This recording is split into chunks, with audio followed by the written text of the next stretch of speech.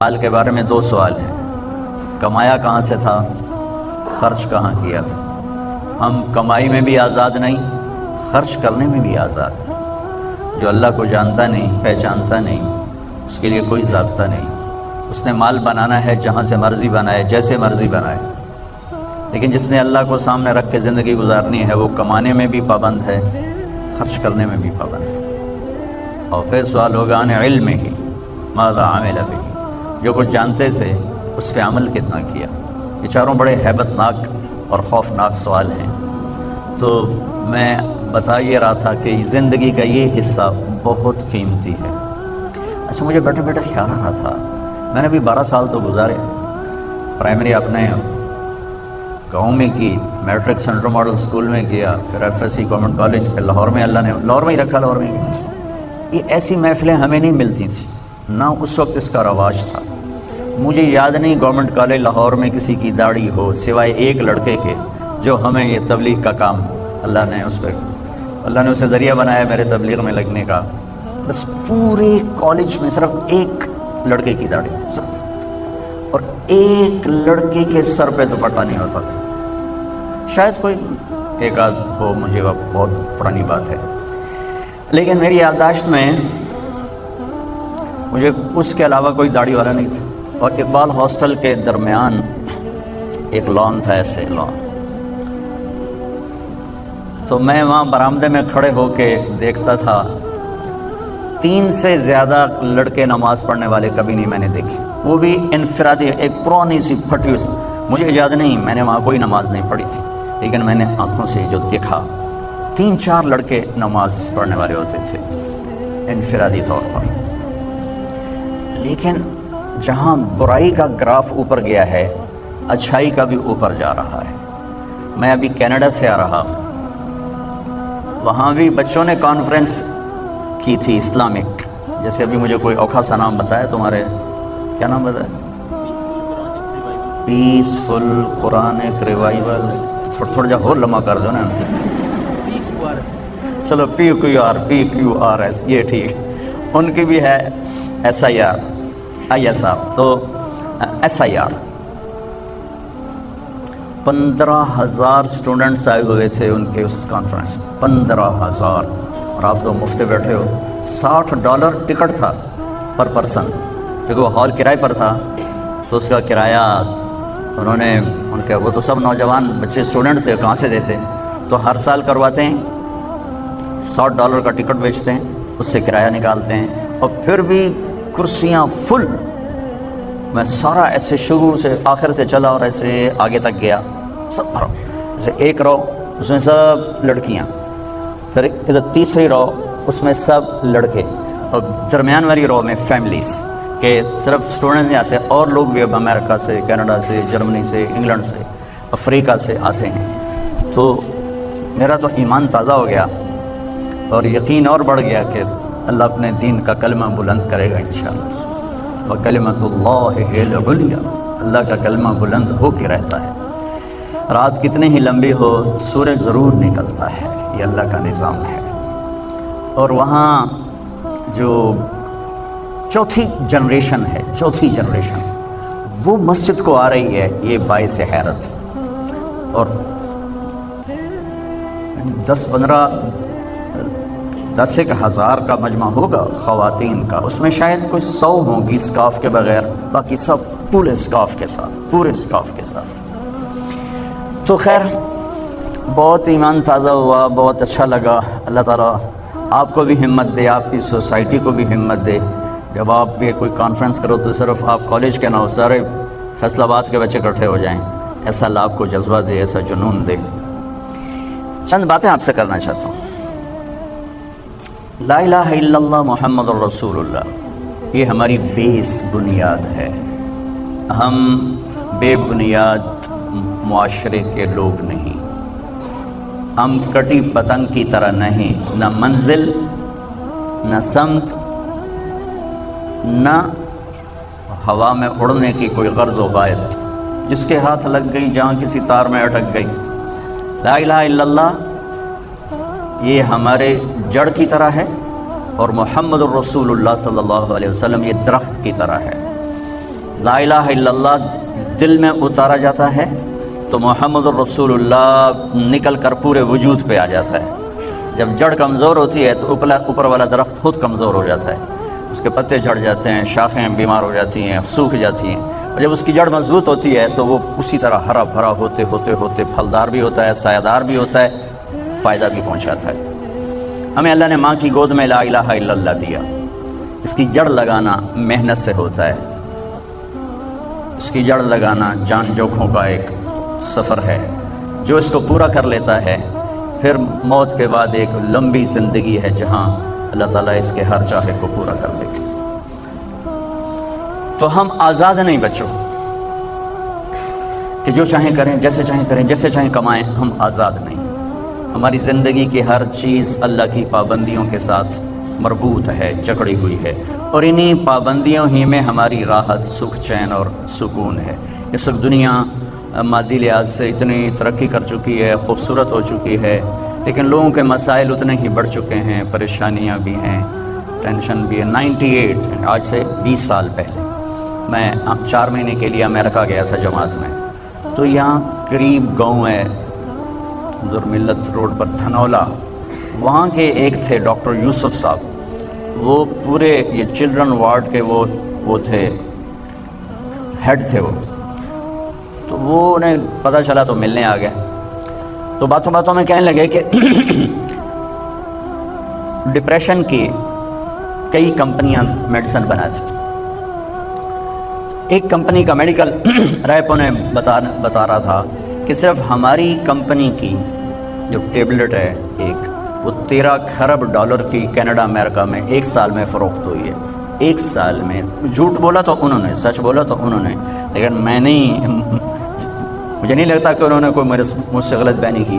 13 خرب dollar کی ایک tablet ایک کمپنی کی امریکہ اور کینیڈا میں استعمال ہوئی، جو دنیا کے سب سے زیادہ ترقی یافتہ ملک ہیں۔ جتنا ہم اللہ سے دور ہوں گے، جتنا ہم اللہ کے نبی سے دور ہوں گے، ہم منزل کھو دیں گے، ہم راستے سے بھٹک جائیں گے، نہ ہمارے اندر کی دنیا آباد ہوگی نہ باہر کی دنیا آباد ہوگی۔ 100 بار چمن مہکا، 100 بار بہار آئی، دنیا کی وہی رونق، دل کی وہی تنہائی۔ آپ ڈاکٹر بنو، اللہ کرے بنو، اچھے ڈاکٹر بنو، لوگوں کی خدمت کرو۔ ڈاکٹری تو بہت عظیم پیشہ ہے، صرف کسی کو پوچھنے چلے جاؤ نا، پوچھنے بیمار کو، تو صبح پوچھنے گئے تو شام تک 70,000 فرشتے اس کے لیے مغفرت کی دعا کرتے ہیں، اور شام کو چلا جائے پوچھنے تو صبح تک 70,000 فرشتے اس کے لیے مغفرت کی دعا کرتے ہیں۔ اور قیامت کے دن اللہ تعالیٰ فرمائیں گے، ابن آدم مرضت فلم تعدنی، میرے بندے میں بیمار تھا تو نے میرا حال نہ پوچھا۔ کیا عجیب بات ہے، اللہ کہہ رہا ہے میں بیمار تھا تو نے میرا حال ہی نہ پوچھا۔ وہ کہے گا یا اللہ تو بے عیب ہے، تو کیسے بیمار ہو سکتا ہے؟ تو اللہ تعالیٰ فرمائیں گے اما علمت ان عبدی الفلان مرض، تو یہ پتہ تو چلا تھا میرا فلاں بندہ بیمار ہوا ہے۔ اور فلاں میں مسلم اور کافر کی قید نہیں، اچھے اور برے کی قید نہیں، پردہ دار اور بے پرد کی قید نہیں، متقی اور فاسق کی قید نہیں، فلاں میرا ایک بندہ وہ بیمار ہوا تھا، تمہیں پتہ بھی چلا تھا، تم پھر بھی پوچھنے نہیں گئے تھے۔ لو عدتہ لوجدت ذلک عندی، اگر تو اس کا حال پوچھتا تو یہ ایسا تھا جیسے تو نے میرا ہی حال پوچھا۔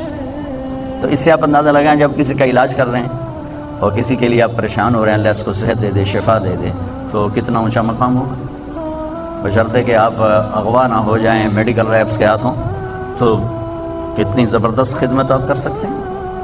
میں ابھی کینیڈا تھا تو پاکستان کے ایک ڈاکٹر ہیں وہاں، تو ان سے بات ہو رہی تھی، تو ان کے سامنے ایک ایسی چھوٹی سی پینسل پڑی تھی، تو یوں پینسل اٹھا کے مجھے دکھائی، یوں کہنے لگے مولانا یہ ایک پینسل ہم کسی میڈیکل ریپ سے لے لیں تو ہم بلیک لسٹ ہو جائیں گے۔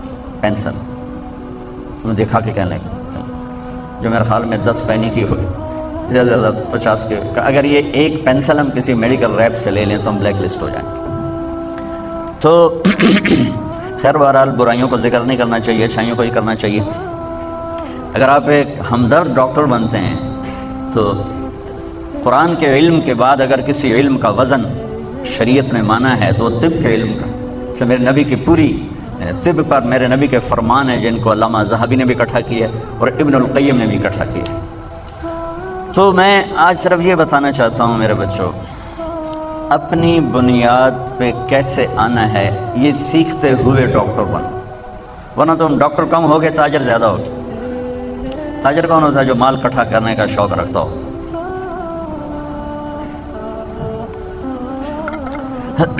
اور اللہ تک پہنچنے کا ذریعہ ہے جناب رسول اللہ صلی اللہ تعالیٰ علیہ وسلم، اور اللہ تک جانے کا راستہ ہی کوئی نہیں۔ لو استفتحونی کل باب وجاؤنی من کل طریق لا افتح علیہم الا ان یکونوا وراءک۔ اللہ تعالیٰ نے فرمایا میرے نبی آپ اعلان کریں، یہ حدیث قدسی ہے کہ آپ کے بعد اب مجھ تک آنے کا ہر راستہ بند ہے، ہر دروازہ بند ہے، کوئی آپ کے رب کے پاس نہیں پہنچ سکتا جب تک آپ کے پیچھے نہ آئے۔ اور اللہ کو راضی کرنے پر ہی ہماری زندگی کی تکمیل اور کامیابی ہے۔ اگر اللہ کو کھو دیا تو سب کچھ کھو دیا۔ یا ابن آدم اطلبنی تجدنی، میرے بندے جو مرضی کام کرنا ہے کر، پر میری طلب میں رہ، میری تلاش میں رہ۔ فإن وجدتنی وجدت کل شیء، اگر تو نے مجھے پا لیا تو نے سب کچھ پا لیا۔ وإن فدتنی فاتک کل شیء، اگر تو نے مجھے کھو دیا تو تم نے سب کچھ کھو دیا۔ وأنا خیر لک من کل شیء، اور میں تیرے لیے ہر چیز سے بہتر ہوں۔ ورضوان من اللہ اکبر، اور اللہ کا راضی ہو جانا سب سے بڑی دولت۔ یا ابن آدم لی علیک فریضہ ولک علی رزق، میرے بندے ایک کام میرے ذمہ ہے تجھے روٹی کھلانا، ایک کام تیرے ذمہ ہے اپنے رب کی اطاعت کر کے چلنا۔ یہ اللہ کو پا لینا ہماری معراج ہے، ہماری کامیابی ہے، ہمارا آنے کا مقصد پورا ہو گیا۔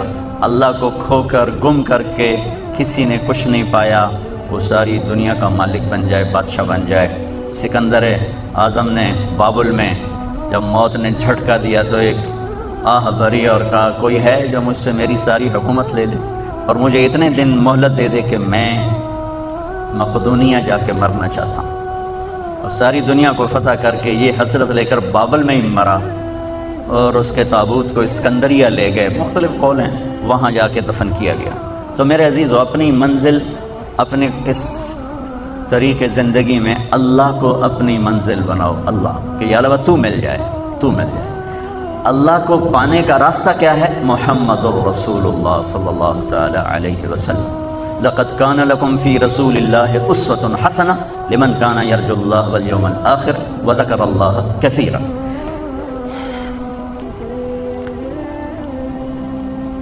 یہ عجب آیت ہے۔ اس کا ترجمہ تو عام طور پہ کرتے ہیں کہ تمہارے لیے میرے نبی کی زندگی بہترین نمونہ ہے، یہ بھی ٹھیک ہے، لیکن اسوہ ہے اسا سے، تو اس سے ایک لفظ اسوہ بنتا ہے جس میں نمونے کا مطلب بھی ہے، اور جب اس کی اصل میں جاتے ہیں اسا، تو اسا کا مطلب ہے غم کی تسلی، غم کی تسلی۔ آج پوری دنیا جو دکھوں میں اور غموں میں ہے، تو میرا اللہ پیغام دے رہا ہے میرے نبی کی زندگی اختیار کرو، اللہ تمہارے سارے غم دور کر دے گا۔ پیسہ آنے سے دور نہیں ہوتے، بہت بڑا تم فرید صاحب کی طرح وی سی بن جاؤ، اس سے دکھ درد دور نہیں ہوتے۔ یہ اللہ کے رسول کے در پر جھکنے سے کیا خوبصورت ہے۔ لقد بات ہے یہ اور ہے ہی نہیں، لقد کان لکم، اور اللہ تعالیٰ کہہ رہا ہے یہ صرف تمہارے لیے میں کہہ رہا ہوں، اسپیشل تمہیں کہہ رہا ہوں کہ میرے نبی کی زندگی اپناؤ، تمہارے غموں کی تسلی، لفظ اسوہ، تمہارے غموں کی تسلی، تمہارے دکھ درد دور ہوں، کیونکہ جب تم میرے نبی کے طریقے پر آؤ گے میں تم سے پیار کروں گا، اور جب میں تم سے پیار کروں گا تو تمہارے راستے کھولوں گا۔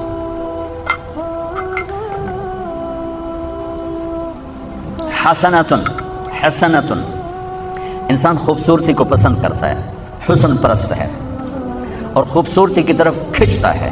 معصوم بچے کو بھی مسکرا کے دیکھو تو وہ بھی مسکراتا ہے، آنکھیں دکھاؤ تو وہ روتا ہے۔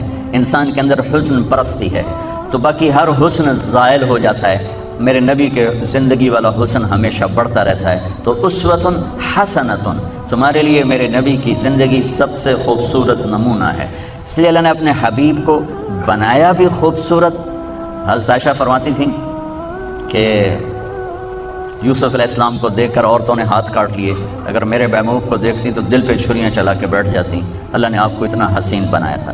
حسنۃ، آپ تشریف لے جا رہے تھے اس کے سفر میں، ہجرت کے سفر میں، راستے میں بھوک لگی تو رابغ ایک جگہ ہے، آج کا نام اس کا رابغ ہے، وہاں ایک خیمہ ملا، وہاں ایک بڑھیا بیٹھی تھی، تو اس سے کہا ماں جی ہم مسافر ہیں، کچھ کھانا مل جائے گا، ہم پیسے دیں گے۔ انہوں نے کہا بیٹا کھانا کہاں سے آیا، قحط کا زمانہ ہے، تو ہم تو مہمانوں سے پیسے نہیں لیتے، لیکن ہمارے پاس کچھ ہے ہی نہیں کھلانے کے لیے۔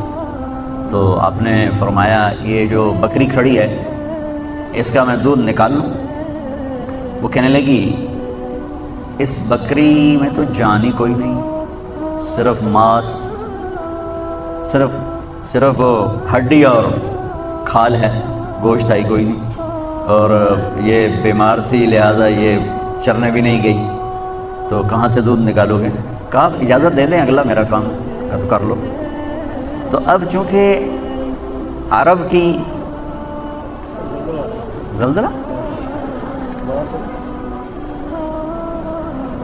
جو کام کر رہے ہیں اس سے رک جائے گا انشاءاللہ۔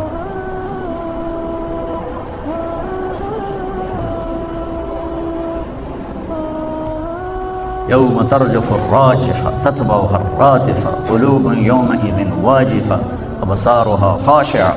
قیامت کے زلزلے کو قرآن جب بیان کرتا ہے نا تو قرآن کے لہجے میں ایک ہیبت پیدا ہو جاتی ہے، ایک گرج پیدا ہو جاتی ہے۔ تو عرب میں بیمار مردہ جیسی بکری سے دودھ نکالنا یہ تو عجب بات تھی، لہٰذا وہ جو اماں تھی نا بڑھیا، وہ آپ کو ایسے غور سے دیکھتی رہی کہ یہ بندہ کون ہے، اس کو اتنا بھی نہیں پتا کہ اس بیمار بکری میں سے کچھ بھی نہیں نکل سکتا۔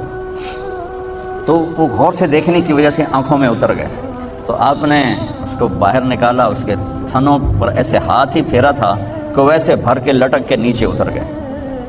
تو آپ نے پورا وہ برتن تھا بڑا وہ بھرا، بکری میں سے تو اتنا ہی دودھ نکلتا ہے، تو آپ نے پورا برتن بھرا، ابو بکر کو پلایا، عامر بن فہیرہ عبداللہ کو پلایا، پھر خود پیا، پھر دوبارہ نکالا اور فل بھر کے بیوی کو دیا اور چل پڑے۔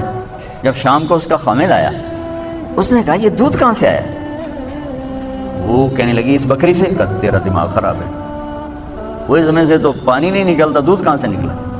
کہا میں بھی یہی کہتی ہوں، پر ایک کوئی آیا تھا اس کے ہاتھوں میں کوئی جادو تھا، اس نے تھنوں کو ہاتھ لگایا اور بھر گئے، اور یہ ضرب یہی نہیں اتنا پہلے نکال کے اپنے ساتھیوں کو بھی اس نے پلایا۔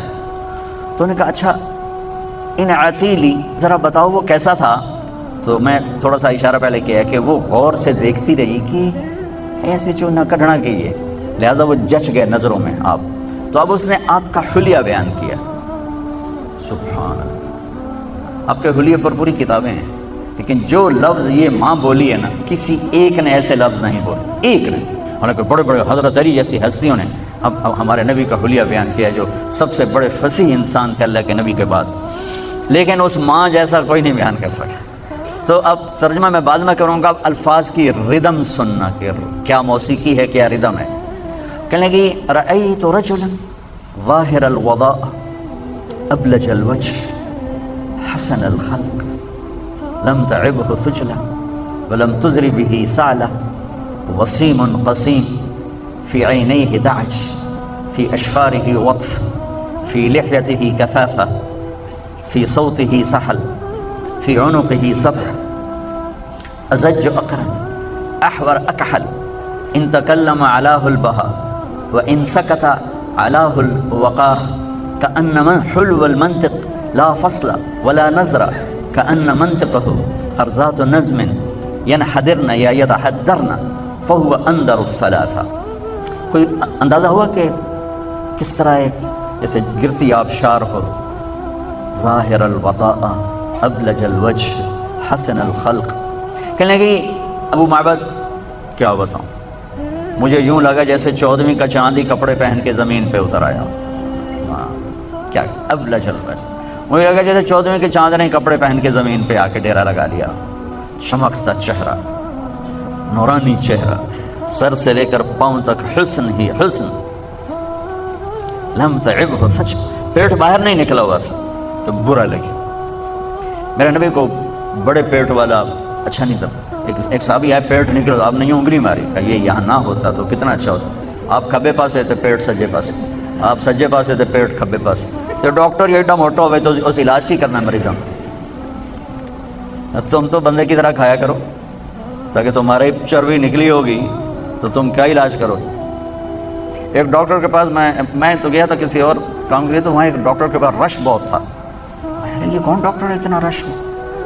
تو خیر وہ میں نے اندر اپنا نام، میں نے کہا جو صرف ملنا ہے میرا نام بتا دو.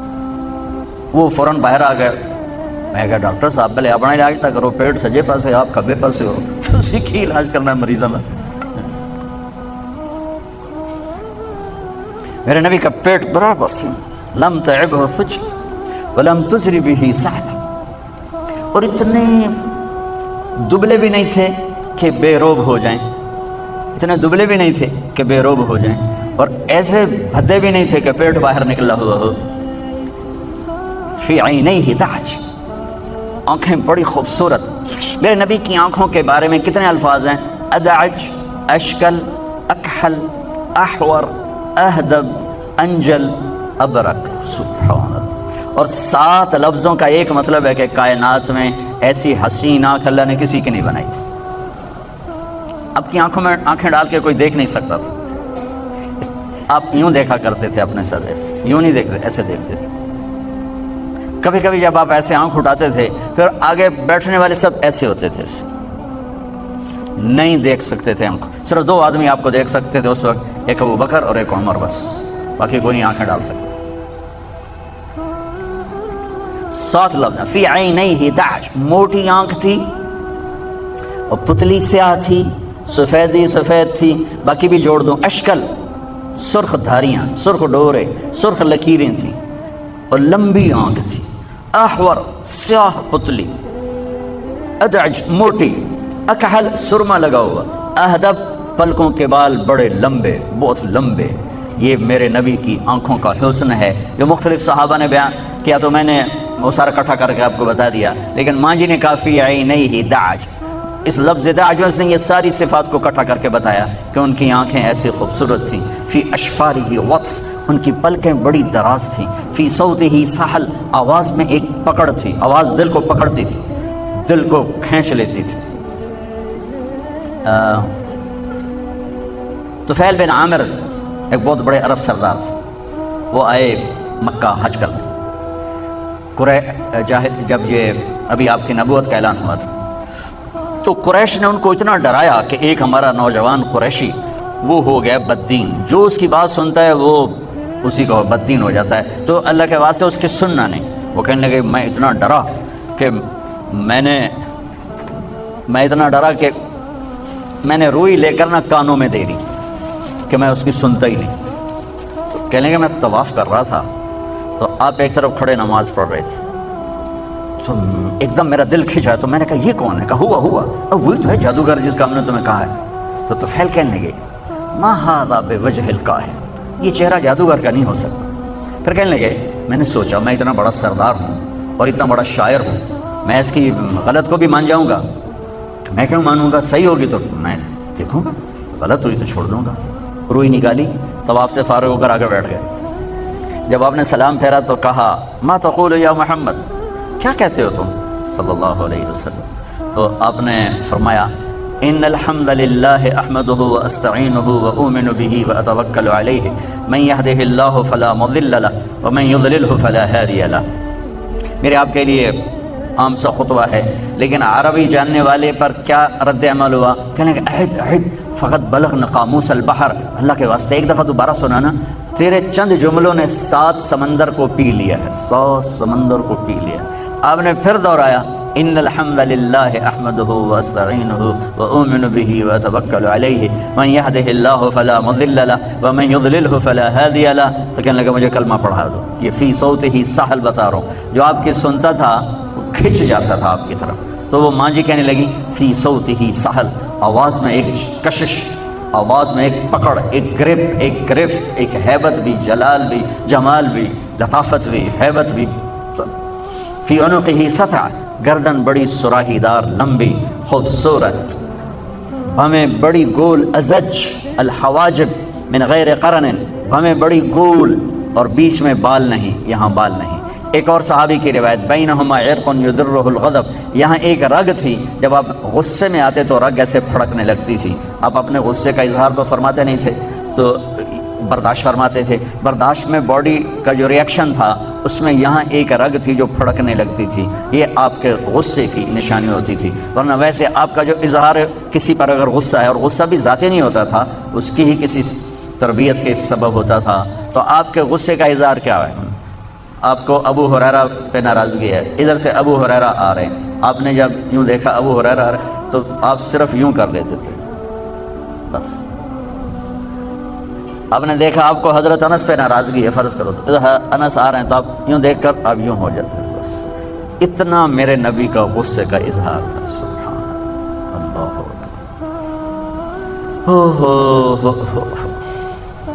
جب غصہ چڑھے نا تو چپ ہو جایا کرو, کیونکہ صرف ایک نبی کو یہ طاقت ہے کہ غصے میں بھی صحیح بولتا ہے, ورنہ غصے میں لوگ اپنے گھر اجاڑ کے بیٹھے ہوتے ہیں, غصے میں رشتے توڑ کے بیٹھے ہوتے ہیں کہ انسان بے قابو ہو جاتا ہے. اس سے بہترین بات یہ ہے کہ غصے میں آدمی چپ ہو جائے, ورنہ بڑے بڑے نقصان. لقمان علیہ السلام کا فرمان ہے کہ بیٹا میں چپ رہنے پہ کبھی نہیں پچھتایا, میں ہمیشہ اپنے بول پہ پچھتایا, ہمیشہ اپنے بول پہ پچھتایا.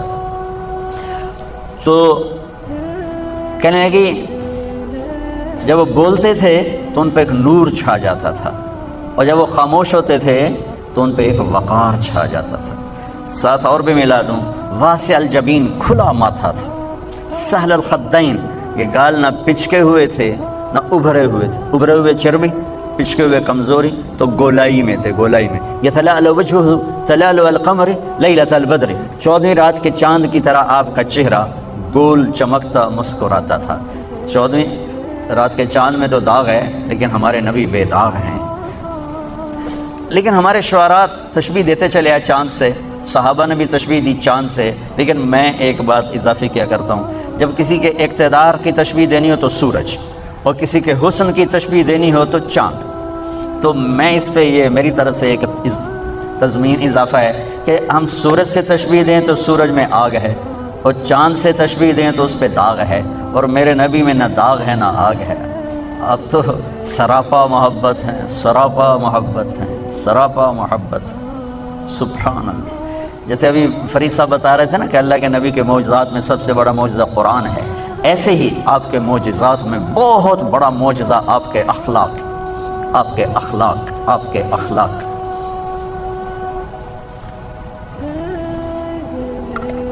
تمام رشتوں کو صرف ایک ہی چیز زندہ رکھتی ہے اور وہ اخلاق ہے, اور تمام رشتوں کو ایک ہی چیز توڑ پھوڑ دیتی ہے اور وہ برے اخلاق اور بد اخلاقی. تو غلیظ الفم, ہونٹ بڑے خوبصورت چوڑے منہ کے ساتھ, اشنب الاسنان, دانت ایسے یوں گول, کوئی اوپر چڑھا کوئی نیچے, کوئی ادھر ایسے نہیں, بالکل گولائی میں. مفلج, یہ 4 دانتوں میں خلا, یہ خلا تھوڑا تھوڑا باریک خلا. براق ثنایا, براق ثنایا کیا ہے کہ جب آپ مسکراتے تھے تو دانتوں سے نور نکلتا نظر آتا تھا. قریب کوئی شے پڑی ہوتی تو اس پر وہ, اور آپ اس کو دیکھ کے مسکرا رہے ہیں نا, تو اس پہ وہ اس کی شعائیں پڑتی نظر آتی تھی. اور آپ ممبر کے محراب میں بیٹھ کر کبھی مسکراتے تو دیوار پہ شعائیں پڑتی نظر آتی تھیں. سبحان. ام عائشہ فرماتی ہیں میں اپنے گھر میں کپڑا سی رہی تھی, کپڑا, تو سوئی ہاتھ سے گر گئی. چھوٹے چھوٹے کمرے, روشن دان کوئی نہیں, اندھیرا, اور نیچے گری, تو ایسے ڈھونڈ رہی تھی تو مل نہیں رہی تھی. اتنے میں دروازے سے اللہ کے نبی داخل ہوئے تو آپ کے چہرے کے نور سے سوئی چمکنے لگی. سبحان. تو نا اماں جی نے سوئی کو اٹھایا, آپ کے چہرے کے نور سے سوئی چمکنے لگی. تو کث اللحیہ, داڑھی بڑی خوبصورت گھنی, 1 مٹھ. شدید و سواد الشعر, سیاہ کالے بال. رجل الشعر, گھنگریالے بال. عظیم الہامہ, بڑا سر, اور کنگھی سیدھی فرماتے تھے. بعد میں مانگ نکالنا شروع کی, اور کان کی لو تک بال تھے ساری زندگی. کچھ عرصے یہاں تک آئے, کچھ عرصے یہاں تک آئے. جب آپ حج پہ تشریف لے گئے تھے تو آپ کے بال یہاں تک تھے, تو آپ نے اپنے بالوں کی 4 گتیں بنائی تھیں.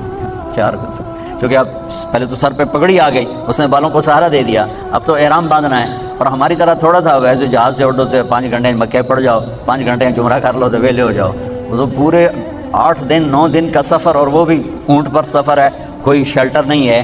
تو آپ نے ذوالحلیفہ پہ پہنچ کے رات قیام کیا 25 ذوالقعدہ, اور صبح آپ نے غسل فرمایا, اور غسل کے بعد پھر آپ نے تیل منگایا, تیل لگایا, پھر شہد لگایا، پہلے گتیں بنائیں، گتیں، 2 گتیں ادھر 2 ادھر، پھر اوپر شہد لگایا۔ وہ شہد گوند کا کام دینا کے لیے کہ وہ بال چپک جائیں، ہوا سے اڑے نہیں، تو اس وقت آپ کے لمبے بال تھے۔ پھر آپ نے وہاں 9 تاریخ کو لے گئے، اور 10 کو جب آپ منا میں تشریف لائے تو آپ نے معمر بن عبداللہ رضی اللہ تعالیٰ عنہ کو بلوایا، جنہوں نے آپ کے سر کے بال صاف کیے۔ تو آپ نے آدھے پہلے رائٹ سائڈ کے بال سارے صاف کروا کے سارے کے سارے بال وہ صرف ایک صحابی ابو طلحہ کو دے دیے، اور باقی آدھے سر کے بال منڈوا کر کہا یہ تقسیم کر دو۔ وہ سارے تقسیم کروائے اور آدھے سر کے ابو طلحہ کو دیے۔ کس وجہ سے دیے؟ کہیں کوئی وہ سامنے گزری نہیں اس کی وجہ، لیکن کوئی خاص شفقت محبت ہوگی تو آپ نے ابو طلحہ کو وہ سارے بال عطا فرمائے۔ باقی ساری زندگی آپ نے بال رکھے۔ طویل سائل الاطراف، آپ کے لمبے بازو تھے، لمبے، طویل الزندین، طویل الزندین، لمبے بازو تھے، سائل الاطراف، انگلیاں لمبی تھی اور سیدھی تھی۔ یہ میں دیکھو آپ تھوڑی سی ٹیڑھی ہے، آپ کی انگلی سیدھی، بالکل سیدھی۔ رحب الکفین، رحب الراحہ، یہ ہتھیلی آپ کی بہت چوڑی تھی، چوڑی ہتھیلی والے تھے۔ عرب میں یہ ایک کہاوت تھی کہ چوڑی ہتھیلی والا سخی بھی ہوتا ہے، بہادر بھی ہوتا ہے، اور چھوٹی ہتھیلی والا بخیل بھی ہوتا ہے، بزدل بھی ہوتا ہے۔ یہ وہاں کا ایک محاورہ تھا، کوئی اس کے پیچھے حقیقت ہے یا نہیں ہے یہ تو اللہ کو ہی معلوم ہے۔ تو اللہ نے اپنے نبی پر وہ بھی نہیں آنے دی چیز کہ کوئی یہ نہ کہے گا رحب الراحہ، چوڑی ہتھیلی، شسن الکفین والقدمین، یہاں یہ اس جگہ، اور پاؤں کے اوپر تلوں پر گوشت پر تھا، رگیں نظر نہیں آتی تھی۔ مسیح القدمین، پاؤں اتنے خوبصورت نرم کہ ینبع عنہم الماء، پانی ان کے اوپر سے یوں پھسل جاتا تھا جیسے تیل لگے ہوئے بدن سے پانی پھسل جاتا ہے۔ سبط القصب، سیدھا قد تھا، پنڈلیاں بھی سیدھی، رانے بھی، پیٹ اور سر اور سینہ یہ سارا ایسے بالکل برابر تھا، ذرا بھی پیٹ آگے نکلا ہوا نہیں تھا۔ عاریہ ثدیین، یہ چھات، یہاں بال نہیں تھے، صرف ایک بالوں کا خط یہاں سے چل کے آپ کی ناف تک آتا تھا، آپ کی ناف تک آتا۔ یقارب الخطا، قدم چھوٹا اٹھاتے تھے اور اس میں تیزی ہوتی، ذریع المشیہ، چال میں تیزی، قدم چھوٹا، زمین سکڑتی تھی، آپ چلتے تھے، صحابہ آپ کے ساتھ دوڑتے تھے، آپ کی چال میں اتنی تیزی تھی کہ صحابہ کو دوڑنا پڑتا تھا آپ کے ساتھ ساتھ، آپ کے ساتھ ساتھ۔